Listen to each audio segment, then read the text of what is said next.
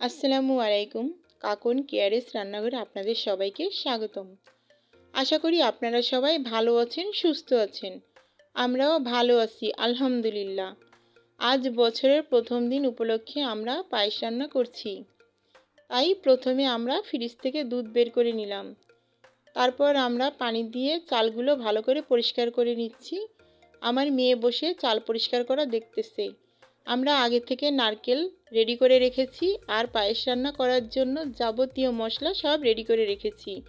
আমরা পায়েস চালটাকে আগে ফুটিয়ে নিলাম, তারপরে এর ভিতরে দুধ ঢেলে দিচ্ছি আর চিনি, যাবতীয় মশলা, নারকেল কোড়া সব একসঙ্গে ঢেলে দিলাম।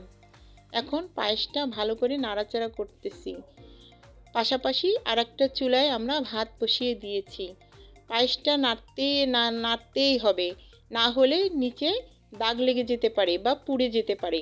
এই জন্য পায়েসটাকে খুব সুন্দর করে ভালো করে সবসময় নাড়তেই হবে, নাড়া বন্ধ করা যাবেই না। আর পাশাপাশি ভাতটা হচ্ছে আর পায়েসটাও নাড়তেই আসি যতক্ষণ না পর্যন্ত পায়েসটা ঘন হচ্ছে।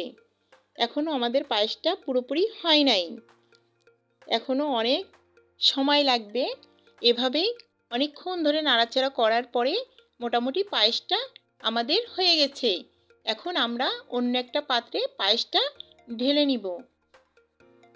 এই জন্য একটা গামলা এনে আমরা পায়েসটা ঢেলে নিলাম। আমাদেরকে লাইক করবেন, কমেন্ট করবেন, শেয়ার করবেন। সবাই ভালো থাকবেন, সুস্থ থাকবেন। আল্লাহ হাফেজ।